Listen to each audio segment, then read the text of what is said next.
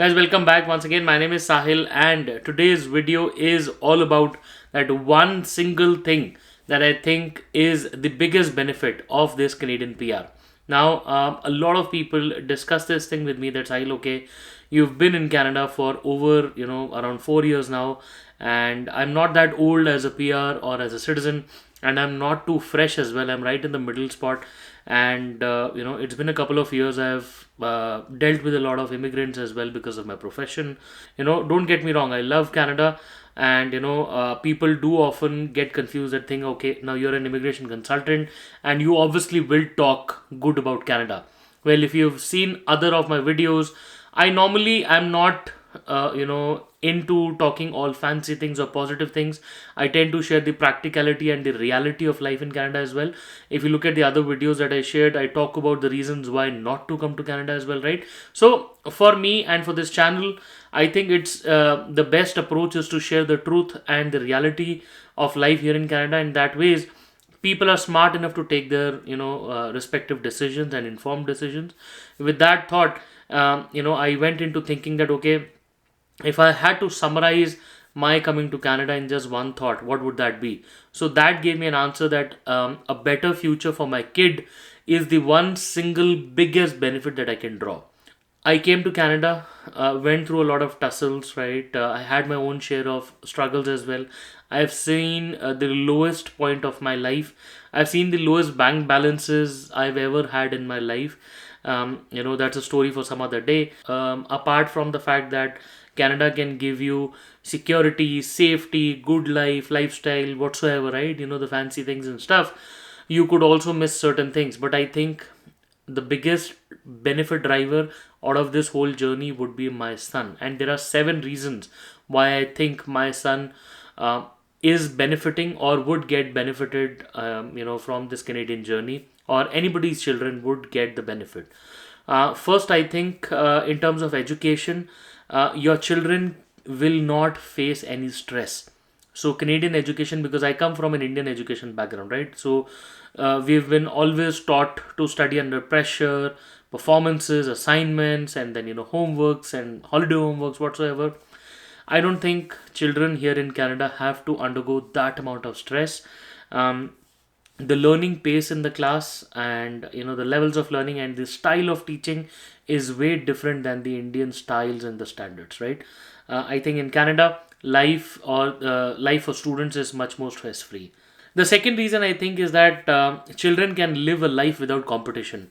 Like in India, competition is fierce and it's there at every stage of life. While in Canada, children can get by without competition, right? Now, competition is something that you build amongst yourself. But as parents, if you don't want to put a lot of pressure on your kids, they can live a very happy and healthy life without getting into much competitiveness, right? Don't take me wrong, being competitive is good, but then it can sometimes lead to stress as well, right? So that is another part. The third, I think, children who require special attention or special care do get that special attention and the special care that they require, right? Children with special needs and everything. Say, for example, somebody wants to focus on one particular topic, or probably is not able to grasp a particular topic really well. The educators would do their best, and the entire system in Canada, the education system, is built in a way to help these children really well.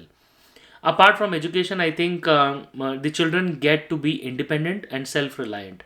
Now, the living style, you can say, or the standards of Canada are built in such a fashion. For example, children at very young age learn to wash dishes, or maybe take care of their own rooms, and try to tidy up stuff at a very young age, because of shortage of resources or whatsoever.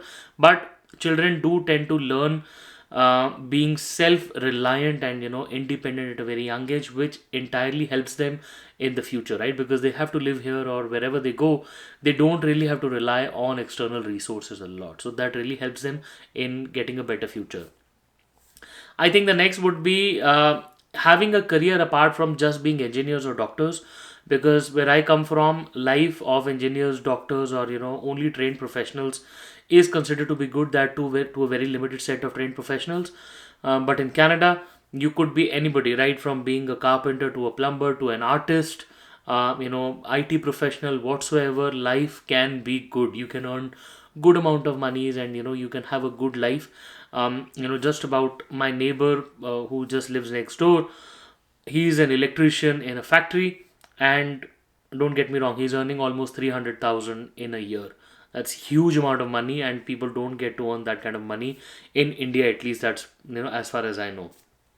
Now, if you talk about following your passion, you know how India is, right?